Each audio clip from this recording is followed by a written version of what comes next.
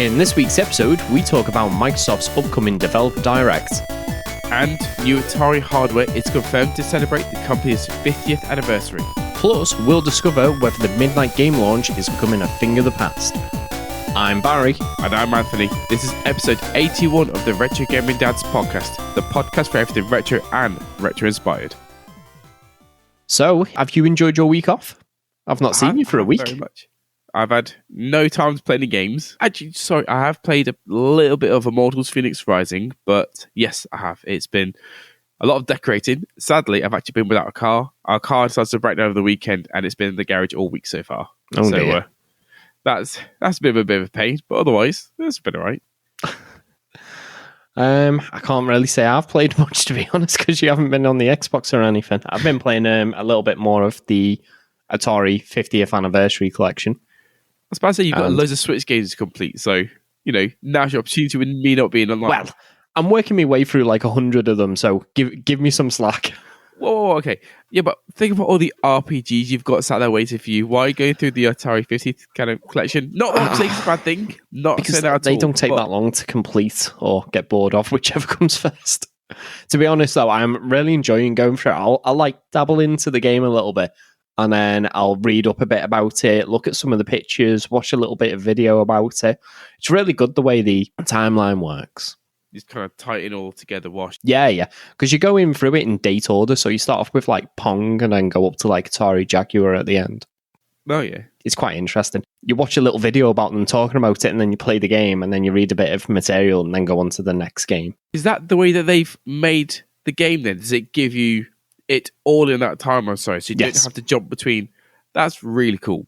You can just go to a list of all the games and pick whatever game you want them. Why would you do that? Why would you not go through and play the way they want you to play a collection? It's definitely the way to go through it. It's pretty cool. Talk about Atari. We've got Atari news. We actually have some official announcements for the devices. Yeah, well, these were teased in our last podcast, weren't they? They were teased, and they looked pretty nice from the teasers. They look really nice. Now we know what they look like. I don't know. Let's go into these, but before we do, I would just like to say a massive thank you to our Patreon subscribers, Bobby Socks and Short Gizmo. As always, can't shout you out enough. Thank you very much. So with these 3 different Atari systems, we were pretty much spot on with our guesses last week, weren't we? Yes, we were. It was inevitable. Nice little collection. The handheld is still a surprise. Did not expect them to release a handheld. When we saw the teasers, at least, you know, we kind of knew from the teasers, but didn't expect it from Atari. The thing I'm a bit disappointed about is the handheld and the mini arcade. Again, I like this color scheme, you know, the white, the grey, the black, and the orange and yellow that's on them. I think it looks pretty cool. Now, these are low-cost efforts, basically. They're not high-end systems. I'm a bit disappointed they've only got 2,600 games on them. Only. For me, the 2,600 is where you've pushed it too primitive for me. If we had maybe some, I don't know, 5,600 or even on the handheld, Atari Lynx. That's the issue. I think maybe because of them being budget low-cost devices might be the reason why. You know, I kind of wouldn't expect maybe 20 games of them each, you know, and I can't see these, like, if you were to put a price on these, how much do you reckon they would be? I reckon the arcade, probably £60, handheld, 30, 40. Yeah, I was about to say, same thing. And I think they'll be really close to what they actually come out as. I agree with those prices, because like I said, it's kind of, they are budget, don't get us wrong, they're more for collectors, no. Definitely aim more towards collectors. I actually don't even think that's towards collectors. Not to be like pedantic and just argue with everything that you say. Like, I think these are kind of impulse buy items that you might see in, I don't know, over here, shop like Mankind or something, where they'd have them at the till. Yes. And someone would go in, buy something else and go, oh, I used to have an Atari when I was a kid. I'll grab one of them. You know, it's maybe not something you'd go there to buy, but you'd end up buying because... Ooh, exactly, yeah. shiny. I don't know. 2,600's a bit too primitive. Although I am going through quite a few 2600 games on the Atari 50th anniversary collection. Are you enjoying them so far? The games, no. The experience, yes, if that makes sense. I'm enjoying experiencing them and finding out information and watching the little mini documentaries that are on the disc. But I wouldn't go out and play them on their own. I don't know. Maybe it's just my age. Maybe someone who's in the mid-40s might be thinking, I'm really looking forward to these. This is my childhood, whereas mine was like the Sega Master System. No, I get it. It does make sense. So, obviously, we've got these two consoles. Which do look quite nice considering the budget. They do. So, that is the Atari and MyArcade player, which is the little arcade cabinet. And then the Atari Pocket player, which is their handheld. Yep. But then we've also got their Game Station Plus, which is their console. Now, this looks significantly more premium than the other two items. Yes. Very sleek. This will also play not just the 2600 games, but the Atari 7800 and arcade games as well. Again, this is something for collectors, I think. Yeah, I think this is probably something that you may go to a shop to pick up, rather than being more of an impulse buy like the other two items. And I'll admit, this looks nice. It's got a very Atari 7800 sort of aesthetic to it, but it looks modern as well. I like the color wheel around the buttons on the console and around the joystick as well. Yeah, I actually thought they were LEDs. I don't think they are. I think they're just colours, which I'm a bit disappointed about. You never know. I think someone speculated that they might be LEDs. So yeah. If they're LEDs, that's sort of pulse. But then again, if they were LEDs, didn't we see a battery compartment on the bottom of these in the teaser pictures? It was on was it not on these? Handheld console. All right, I was going to say, because if they're running off AA batteries, you don't want them wasting on just LEDs around the joystick, do you? I don't know. Depends how nice it makes it look. I think they're a very nice, modern version of the Atari joystick. I like it. I like it. Definitely. This, I think, will come with quite a hefty amount of games on it. I'll be surprised if it's limited to same as like the console or the mini arcade, kind of like 30 odd games. I reckon you're pushing quite a bit more, maybe 80, especially with the console. Hopefully, though, considering they've released that Atari 50th anniversary collection that's got 90, 100 games on it for £30. Hopefully, these will have a good, 20 to 40 games on them. I feel like it might push it more towards 40 to £50, but yeah, the collection, I reckon there'll be a decent sized collection on this. Yeah. Maybe a few less on the handheld one, because there's not every game's going to work on a smaller device like that. No. Keep an eye out. Don't know if they'll get a UK release or a European release, but they should be available later on in the year on MyArcade's website. Yes. Yeah, there wasn't much put out at all other than just, we're releasing them. Here's pictures. That's it. Well, we've got proper pictures at least. That's something. Yeah, exactly. So when we get any more information, we will obviously be sharing out with you guys. And speaking about getting more information, Microsoft has announced that they will be doing the Developer Direct on the 25th of January. Nice. So a good, I guess, like a roadmap with Bethesda for the rest of the year, hopefully. Yeah. Well, hopefully that's what they're saying. So they said it's going to be a roadmap for the rest of the year. Yeah, it'd be interesting to see a bit more of that Redfall, because we've not actually seen any gameplay of it yet. We've only seen the kind of like CG intro sequence. Like you said, there's been no proper gameplay, so they're going to be showing some single and multiplayer gameplay. So it'd be nice to see something to get a bit more of a feel, because as anyone knows, you see a TZC trailer, you're like, oh yeah, that's cool. But until you actually see the gameplay and see how it goes, yeah, I just hope you haven't got one of these people who kind of are playing it but trying to show off what it looks like. So go around really slow, is like, oh, an enemy, stop, pause, turn. Oh, a bit like the then move. Ubisoft one with the original Division. Yes. Oh no, I've got a man down. Quick, come and get me. Oh, there's a drone coming in. No. You're like, oh my God, the voice acting that they're doing, it's so fake. Yeah. If I'm watching someone do a gameplay trailer, like a test for you, I want to see them playing it properly, how you would be playing it. Because You're not going to be standing there, walking around really slow going, oh, look, a little butterfly. Oh, look, pretty scenery. You'll be going and going, die, zombies, die. Or sorry, vampires, sorry. Die, vampires. Wow, did you see that? I just blew his head off. Yeah, that's what you want. You don't want someone being all like, oh, pretty. So, yeah. No, I understand why they do them, but I'd rather someone just be genuine and go, and look at the volumetric fog coming out of this grid in the middle of the street, rather than going, oh, I think there's someone beneath us. As they're like forcing a scenario where they have to look in this direction to show off this effect or something. I actually want to play Division now, actually talking about it. I could happily play Division. It's a great game. I've still got it on my Xbox. I can't bear to do delete it off though. No, it's a great game. But yeah, it'd be interesting to see. I'm hoping that they're going to have maybe some third parties there as well, showing off some bits. With it being a developer direct.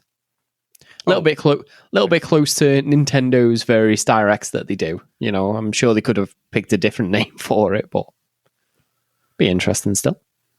No, it will be because they're going to share, like I said, a lot of things with third parties. They said they've got information about Elder Scrolls Online, Forza Motorsport, Minecraft Legends as well. So it seems quite a bit, not just upcoming games, it's all about updates and different things they're going to be bringing out. Do you reckon we'll see anything for Starfield? Now, that's a downer because so far we've not heard anything mentioned about Starfield, unfortunately, as I would really like to sort of know a release date at least. But they have turned around and said that they've got a standalone show in the works for Bethesda's new IP. So we don't know which IP that is, but it'd be interesting to know. Well, whether it is Starfield or something completely new yet again. Exactly. I can't see them working on two new IPs at the same time. And that's the thing. I mean, we don't know. What could they drop? No clue. They could easily come in and say, here's Direct, here's Starfield. By the way, it's dropping today. That's something that they would do. It'd be nice if they give us some new Halo campaign content. That'd be appreciated. Yes, it really would be, because they've really delayed it and delayed it and delayed it. Yeah. Hear anything more about Halo? That was disappointing release. It's one of those. Multiplayer's fun. Campaign's really good, but it seemed lacking. We need to do some multiplayer campaigns still. We still need I haven't even played the campaign in multiplayer yet. No, we need to do it. We need to go through and do it through. I still need to go back and get that last damn skull on the final stage. You can now replay missions. I know. You had to play the whole campaign again. But I did. I restarted the whole campaign to do it. Couldn't find the last skull and stumbled into the final boss. And apparently the skull is like a room or two before the final boss. So I'd have to restart and get all the way up to that point again. Oh, I feel bad for you. Yeah. Exciting, and it'll give us something to talk about in a couple of episodes' time, hopefully. Hopefully something positive to talk about. Oh, yeah, definitely. I said I know it's kind of like similar to the Nintendo one, but I'm enjoying these directs. I'm enjoying them from Nintendo, from Microsoft. Sony, do some too. Give us something else to talk about as well. Just chuck it in there, so then every now and then we can kind of know a roadmap what's coming up. Well, Sony had a few bits at CES, didn't they, last week? Oh, I know, but give us a roadmap like Microsoft's going to. Here's a question. Do you actually prefer these smaller directs where they might have them, I don't know, every other month or so, especially with someone like Nintendo, or where you look forward to E3 and everything's just like dropped all at once on you? I don't know. I think I do prefer E3, but I don't see there be an issue of them going, this is what's come up for the next year as E3 for brand new things, new releases, that sort of thing. The things are going to make you wow. Yeah. Direct for updates of what's going on. I don't know. I enjoy them both, but I think I prefer E3 where they'll just drop everything at once. See, I feel like a lot of things can get lost when they do that. And one thing I'm not keen on, and this isn't specific to E3, this would work on like developer or Nintendo Directs or anything like that, or Sony State of Play, is when you see a trailer and you get dead excited about it, and then they say it's not coming out for another 3 years. I remember the one specifically for Halo 4 where it starts off with the heartbeat and then you hear Cortana saying, "Chief, wake up." Yeah. And honestly, I got like goosebumps. I'm like, oh, wow, come on. But then the realization that I had to wait for 3 years until it released just killed it. Why tell me 3 years in advance? I do not need to know that this game is in production. I assume this game would be in production at some point. I need to know, ideally, a month or two out that this game is coming. I don't need you to try and hype me 3 years in advance, because I'll get really hyped. I'll go off and I'll go, did you see that trailer? And you're like, yeah, it was amazing. Yeah. And a month or two later, we won't talk about it. And they'll release a few screenshots and we'll miss them. And then next thing we're like, oh, look, Halo's out in the shop. Forgot about that. Well, exactly. I would rather know, like you said, a few months in advance. So, say they rocked up to E3. And they're like, okay, we've got this brand new game coming out in 4 months' time. Like, yeah. Perfect. Just how I want to see it. And so I think it's keeping people enticed when they release it so far ahead of the release date to show you the bits. Do it like Nintendo do with some of these indie games, where they go, this new indie game now showing, and it shows you a trailer, and you're like, oh, yeah, it looks pretty good. That, and it goes, now available right now. And you're like, oh, and you're like panicking. You're like, I've got to buy it. And then you buy it and go, why did I just buy that? It's not as if it's going to disappear anyway. You're like, oh, shit, I've just spent 20 quid on a game. I don't even know if it's any good. Yeah, I think it's just I only saw a trailer 10 minutes ago. Well, I'd like them maybe somewhere in between the two extremes there. Don't shadow drop it, but don't tell me like so far in advance that you lose interest. Yeah, that my long-term plans are, get a mortgage, get my kids through college, then pick up Halo when it's finally out. Like I said, you forget all about it unless it's one you're really interested in.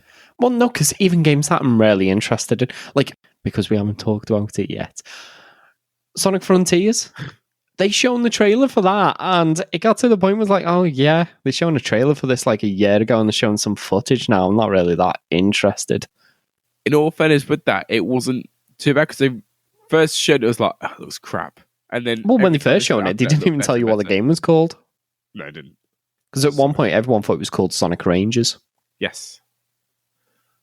Go Sonic Rangers. So we're going to go from a positive from Microsoft to a negative, I feel, now.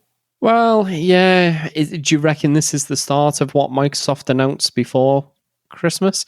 Because unfortunately for Xbox fans in India, the Xbox Series S is increasing in price again. This will be the second time in 4 months. Yeah. I think maybe this is the start of what they're trying to roll out. Because as we know, Phil Spencer did announce before Christmas that in the new year, they will be having to start putting the Series consoles up. Well, he never actually said they put the price of the consoles up. He said that prices will increase, but never specified what on. Now, we've already mentioned that first-party games will be going up in price. Yes. First-party games, which we kind of thought were inevitable. Now the consoles too. It's sad because the Series S was a fantastic starting point to get into this generation. Thankfully, in a lot of places, it still is. 250 quid for the Series S. And that's if you don't even bother looking around for a deal. No, exactly. You know, quite often you can get that and a controller for that price. Well, yeah, exactly. And so the price has gone up. So it's increased in price now, as of the 10th of January, to 39,990 Indian rupees. So that equates to roughly £400 in the UK. Now, and steep compared to what we could pick up for. That is steep. But initially I thought, well, you know, not every place in the world has the consoles for roughly the same amount. Like Brazil's notorious for this, where the PlayStation 3 was over $1,000 US, $1,500 US, because of all the steep import tariffs and that. So maybe it was similar in India. So I thought, well, I'll have a look how much a PlayStation 5 and an Xbox Series X is. Well, the Xbox Series S is now the same price as a discless PlayStation 5 in India. Yeah, so what's the point of... And the Xbox Series X and the PlayStation 5 with the disc drive are only 49,990 Indian rupees, which is roughly £500. So why not pay the extra £100 to just get the Series X at that point? Yeah, at that point, you'd be insane. I know it's an extra 25% on the price, but you're getting significantly better console, whether you go for Exactly. an Xbox Series X, or even if you just wanted a better console. And it pains me to say this, for the same price, get discless PlayStation 5. You get more storage and a significantly more powerful console. If that happens everywhere, there'll be a massive uproar. If they were to put the price of the S up to 400. No, I don't think they will. I reckon we'll see the price increase about 30 quid. I reckon it'll go to 279. Which, again, like we said before, it will still be a fantastic price. Oh, yeah, that'll still be really good value. Obviously not as good as 249, but no, it won't be the end of the world. Again, there'll still be deals to get some stuff. So yeah. Even then, it wouldn't surprise me if they start doing bundles with free games. They've already done it with things like Fortnite, where you buy the console, but you get some like premium content, in-game content, skins, weapon skins, stuff like that. You're paying a little bit more, but at least you're getting something for it. You say free games, or just get 6 months of Game Pass. You got freaking. I don't think they'll give you 6 months. They might give you a month free at an absolute maximum. But still, Game Pass is an easy way for them to chuck in free games, as you said. Ultimately, Microsoft probably would prefer someone buy the console and subscribe to Xbox Game Pass rather than buy the console and just buy 1 or 2 games throughout the year. Yeah. Oh, yeah. I suppose we'll see if the price does increase throughout the year, but I very much doubt it'll be anything as dramatic as £400. At that point, they may as well just scrap it. The Series S.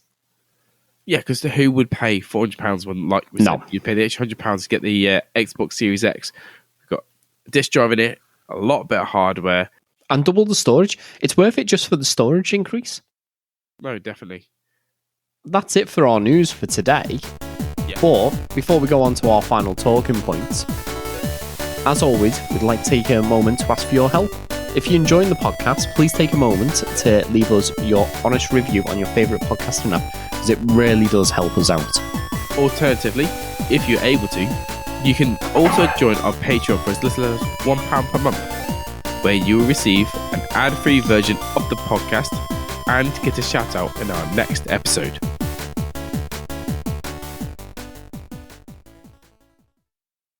As you alluded to, that was the end of our news, because we've got a talking point that I've been thinking about for a while, and I wanted to bring it up, and you're like, okay, sounds good. Midnight launches and how launches are going. What do you reckon? So before we jump into them, have you been to a midnight launch for any games? Yeah, I've been to three or four, and I've even worked in a shop and done 2 of them. And don't get me wrong, the ones I went to were actually really good, because I went to one of the Halo midnight launches, I went to a couple of Pokemon, and I can't remember who the one was. And there was a decent queue, I'd say at least sort of 30, 40 odd people. The ones I worked one for a FIFA game, and I had about 5 people come in, so it's a bit more waste. This in a supermarket, I take it. Yes, it was. Yeah. My experience with them, so I used to live in Liverpool city centre, so I was literally 5-minute walk away from the game and the game station at the time. And midnight launches I've been to, there was 2. There was Modern Warfare 2 and Halo ODST. Okay. They're the 2 I actually attended. And one that I did work was I think it was the first Modern Warfare, if I remember right. If not, I might have got those 2 mixed up. But, there was 20, 30 people queuing up outside the store. And for the Modern Warfare one, there was people with fatigues, and the game station staff were there in like a ghillie suit at the front and everything. The Halo one, there was a guy dressed up as Master Chief as well. Yeah, And you go in. Like UNSC t-shirt or something. Or like, oh yeah, I was there actually. I haven't actually got it up here. I actually took it out today. That's where I got me Halo 3 like man bag, like little canvas. oh, that's the satchel one that from. one of the ones that you gave me. No, not one of them. I've got another one that I've got. Okay. I think it says UNSC on it, if I remember right, and then Yeah. inside it says Halo 3. But that's where I got that from. So you went in and they're there like, oh, have you pre-ordered? I've got my little pre-order slip. I'm like, pre-ordered my controller and I pre-ordered my game, and it came in like this big box with them both together. Yeah. And if you pre-ordered them and you bought a t-shirt or a guidebook, you could select what you wanted.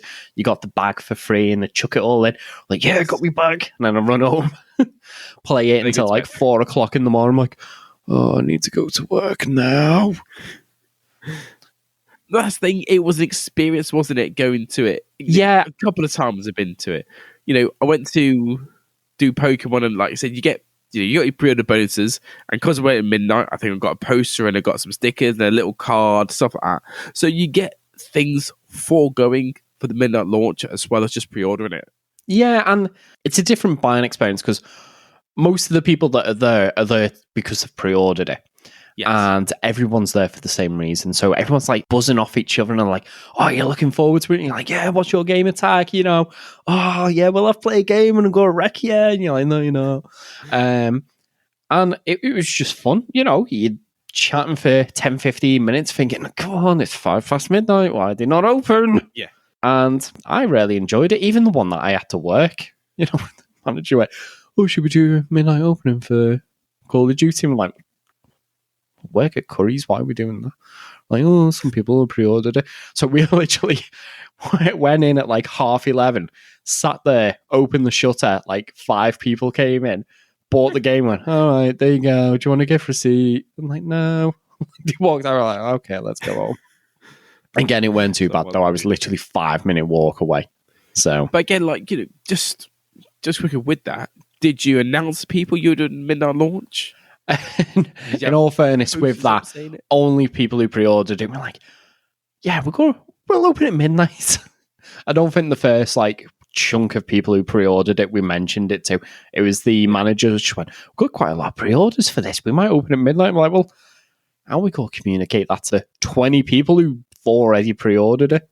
Well, gets you, because one thing about the pre-orders and midnight launches, unless they tell you, a lot of people might not know. Obviously, depending on the game it is. Some games, like if it was a Halo, you would obviously expect a midnight launch. But I guess unless you communicate it out, people might not know. Oh yeah, definitely. That's why we never saw anyone. We really didn't. Oh no, sorry. I've done one more midnight launch. Okay. The Xbox 360. Oh, did you? Yeah, I think I'd only been working at Curry's for like a year or two at that point.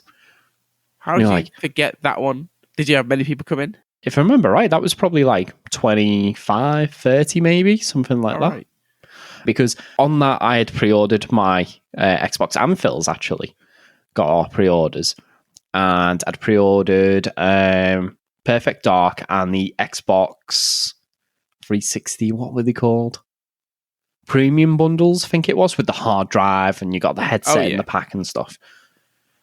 And some woman just turned up at like midnight. She went, I heard that you've got an Xbox. And I'm like, oh yeah, it's only for pre-orders. And she's like, oh, I really need one for Christmas. I can't get one anywhere. I was like, I've pre-ordered one if you want it. And she's like, oh, will you? Oh, thank you so much. So give me pre-order. Like, I was like, why did I just do that?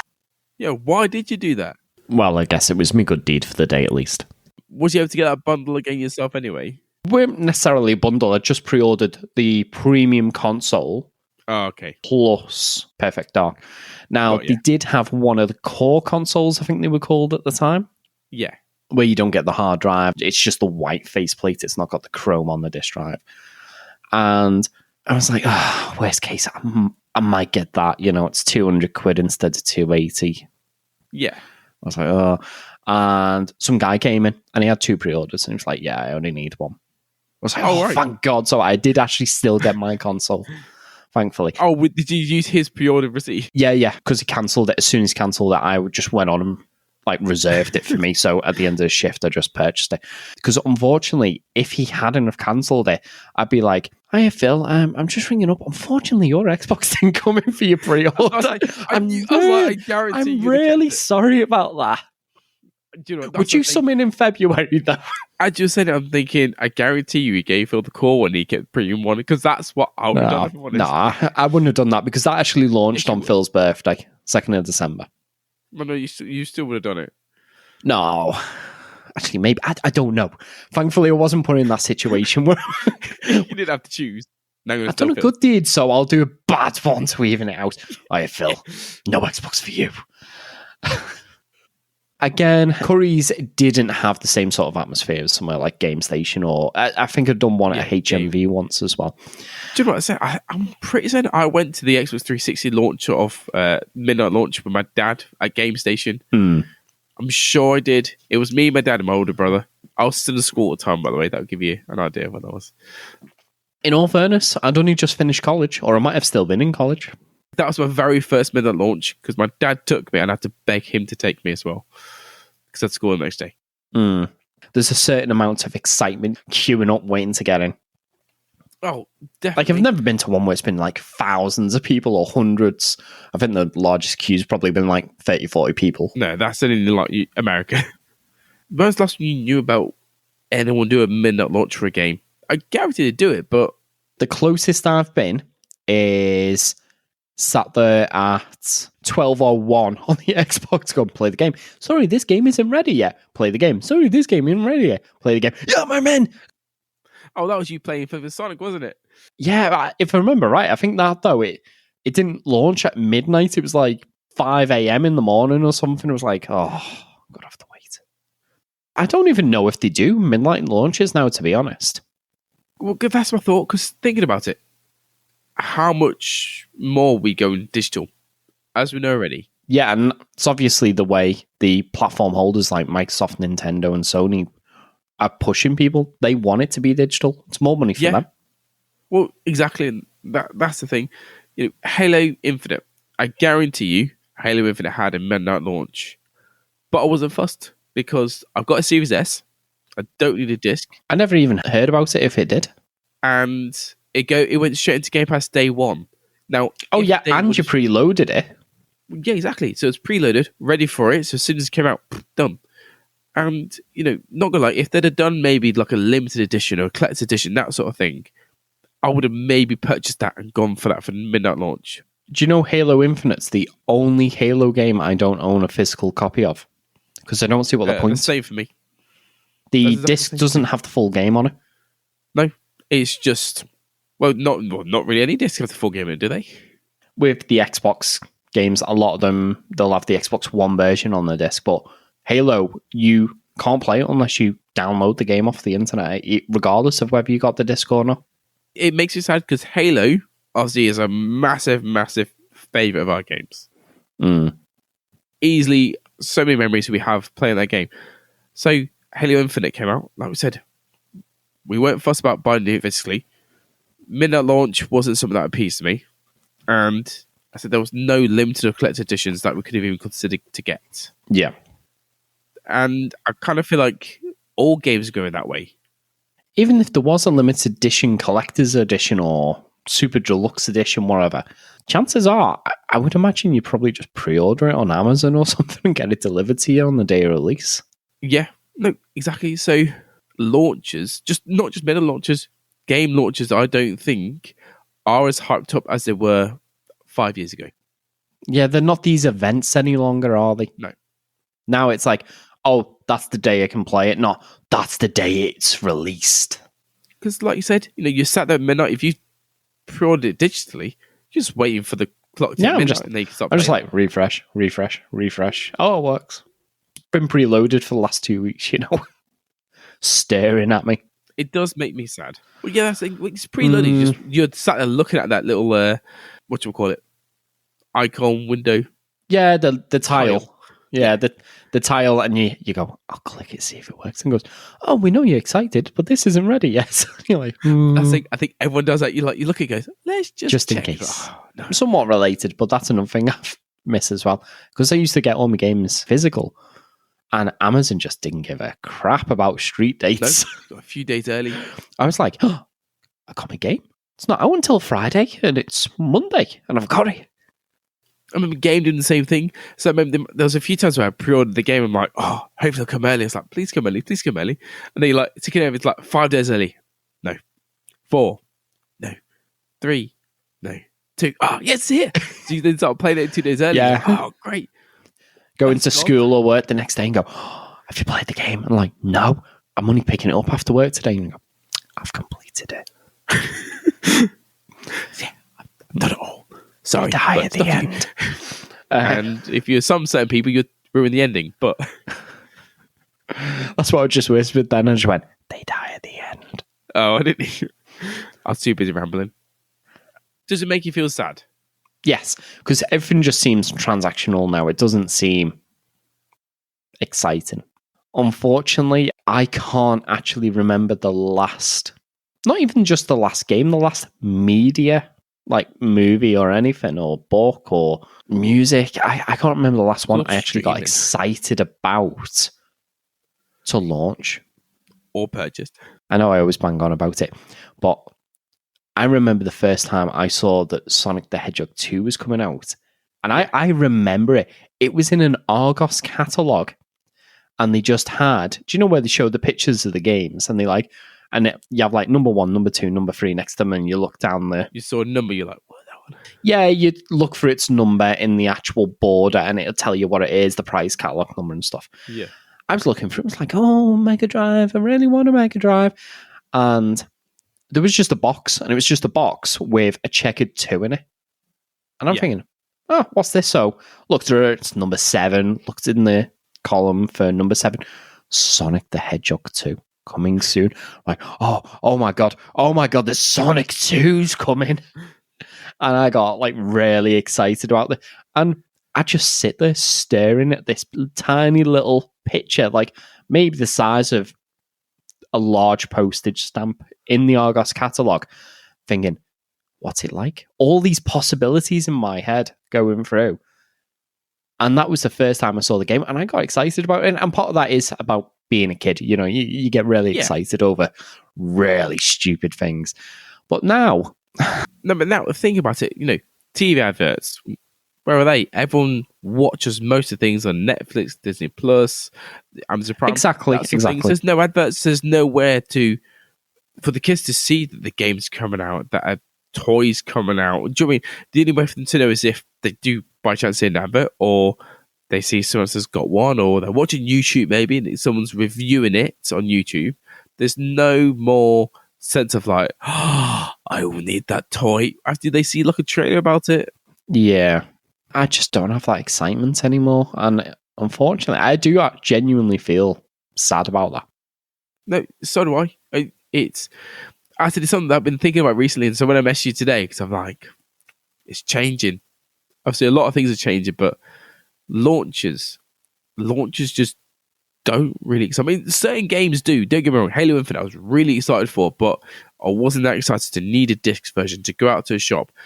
Division 2, the Division. I actually pre-ordered Division and went and got that midnight. Actually, I forgot about that one. The original Division, I went and got that midnight. Absolutely fantastic. So I think I played the beta, really got excited for it, and picked it up. See, the Division specifically, and most games now, I just buy digitally, so they're preloaded, and I can play them on day of release. Well, yeah, but you buy them digitally, and then, you know, day release to come on Game Pass anyway, so... Well, yeah. Apart from the fact I'm 50 quid down, the result's the same between the two of them. Yes. And unfortunately, like you were saying before, where your dad took you to the Xbox 360 midnight launch, unfortunately, that's probably something that we'll never do with our kids. Yeah. Just because probably brick and mortar game stores either won't exist or definitely won't be doing midnight launches. It's not beneficial for them anymore. No. It's sad. I went into a game the other day and it looked more like a Toys R Us than a game.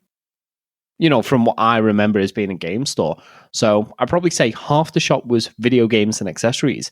And the rest of it was Lego, plushies, figurines, Warhammer models. It was, well, literally half of it was toys, not video games. Are now in Sports Direct here. Oh, well, yeah, actually, Left quite a no lot of the shop. games have moved into Sports Direct. So you go, oh, yeah, go get me trackies and me trainees and an Xbox. You're like, what? You're like, What, what? you just Why? steal it or buy it? Well, round the northwest. But even then, even those little tiny concession stands within Yeah. the Sports Direct, probably a good chunk of that is Lego and plushies. Oh, it is. I walk in. I mean, don't get me wrong. There is a good section of games and stuff like that. But like you said, it's also board games. So Yeah. board games, plushies, Yeah, board toys, games. Lego, Warhammer. Just like you said, it is that. I remember going in, and most of the games were just you had PlayStation all down one side of the wall, you had Xbox down the other side of the wall, you had sort of Nintendo spread around the middle. They had game guides. I remember there being a spinning rack of just game guides and stuff like that, and it was I used to hate them. Game stuff. Used to hate them. Yeah, I used to hate those game guides because I remember going to the midnight launch for ODST and I went in, got my game, it's got the controller, it's in a blister pack with the game. And I just wanted to buy that and go. And like, do you want to buy the game guide? And I'm like, no. And like, but you get £5 off if you buy it with the game. I'm like, no, I'm fine. But what if you get stuck? And I'm like, I've not even played this game yet. Yeah, I was about to say. Like, it tells you how to do all the levels. I'm like, I don't want it to tell me how to do the levels. I want to play the game. Yeah. The idea is to play the game and experience it. I ended up buying a t-shirt, so it got me free messenger bag. Yeah. Satchel, yeah, whatever you want to call it. But they're like, yeah, if you buy it, it's £5 off and you get a free satchel bag. I'm like, well, okay. I don't want it. The thing is, they weren't cheap. It weren't like, it was like, oh yeah, it's only $5.99. It's like, oh yeah, it's only £27. You're like, well, I don't want to pay £27 for a guide. Game guide. I'll just go on Game FAQs.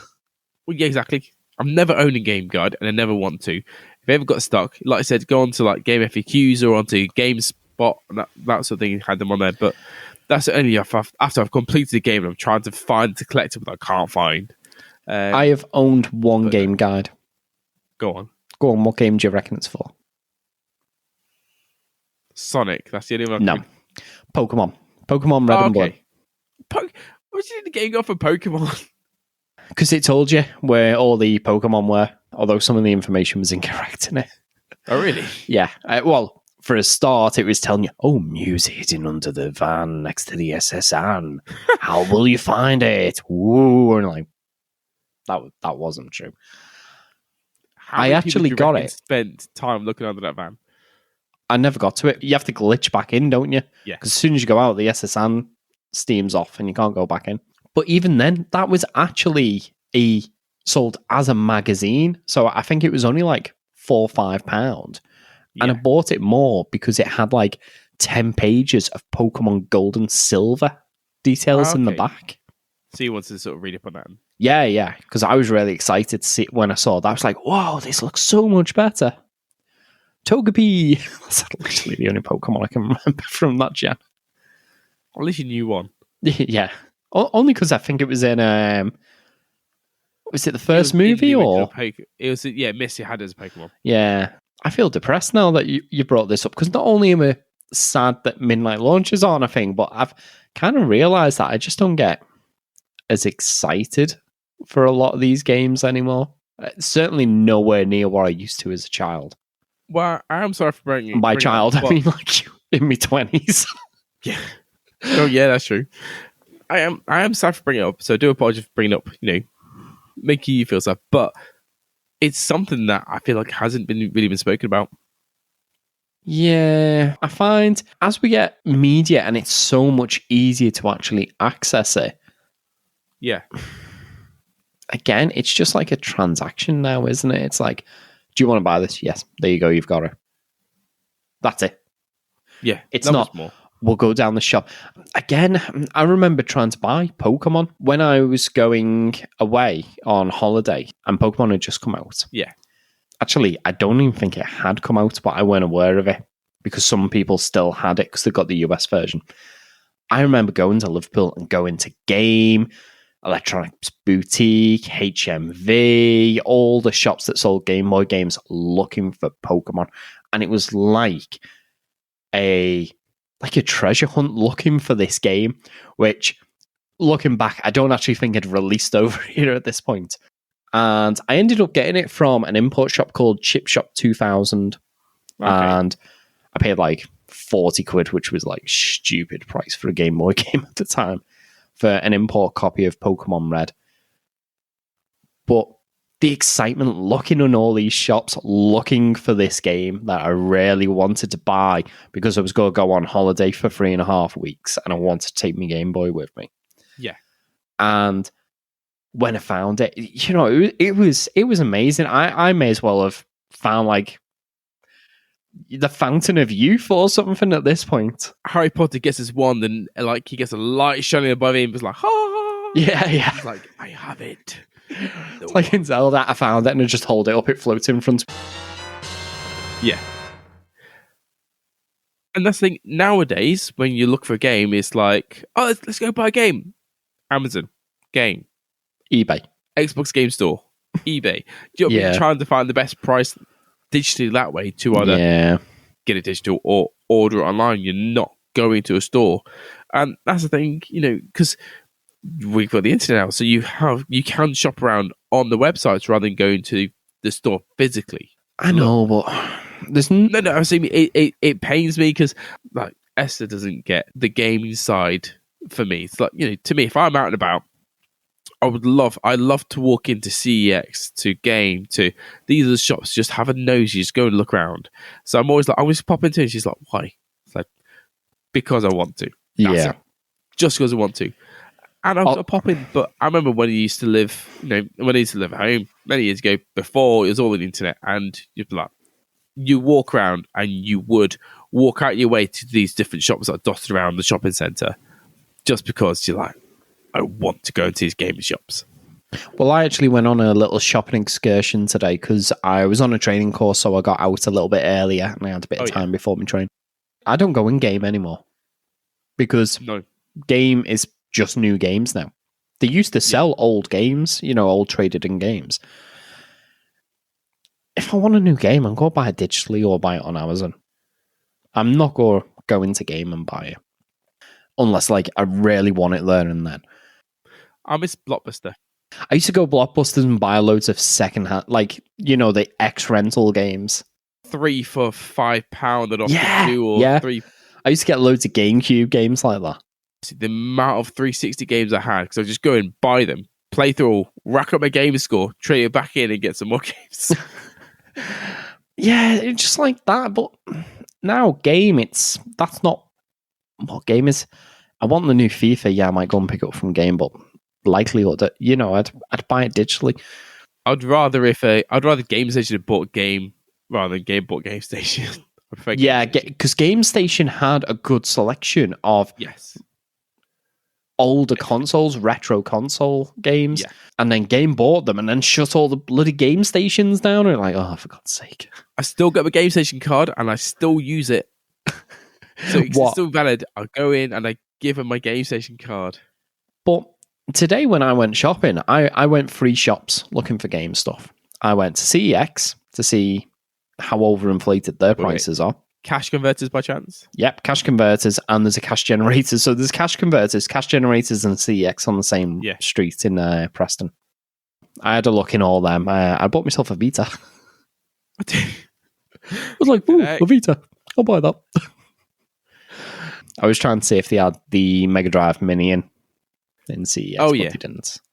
They did have an unboxed version of Mario 64, though, that they were asking for 80 quid. And I'm like, what the? 80? No, not a chance. Unboxed Mario 64 for 80 quid and an unboxed version of Jet Force Gemini for 45 quid. I got like a box version of that for like 15 not long ago. But no, we obviously going through our opinions and how we think is kind of shaping, but we'd love to hear from any of you at all. Not even just hear from your opinions, just give us any of your experiences. I'd love to know if anyone had some experiences like we have as well. It'd be great to hear. Or even better, if you had experiences which were different from ours. Yeah. Maybe you broke into your local game store at midnight because it weren't open. I don't know. I want a midnight launch. what infused you about video game launches, and does anything get you excited anymore? Or are you just jaded like we are? Broken and damaged. Yeah, dead inside. Right, well, I think that's the end of this episode. We went on a little ramble, but if nothing else, it was a little bit cathartic talking about it at least. Went down memory lane. Yeah. Oh, I remember in my day, games came on cassette tapes. Way before. I'm Barry, and this is the end of this week's episode. If you'd like to find out more about anything mentioned, then please take a look at the show notes. We've been the Retro Gaming Dads, and we'll see you next time.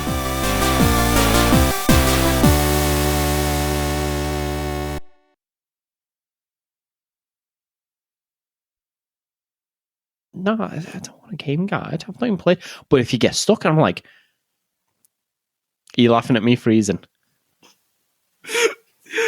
Oh, you come back. Oh, my days. I was like, I'm not going to screenshot, I can't do it. But you're like in the middle of like half blink with your hand on your head like this as you're scratching. What, like that? Yeah, you're like half blinking, like as if like you really, like as if you're like, it was, sorry, I was trying to keep it together. I do apologize. Yeah, you did.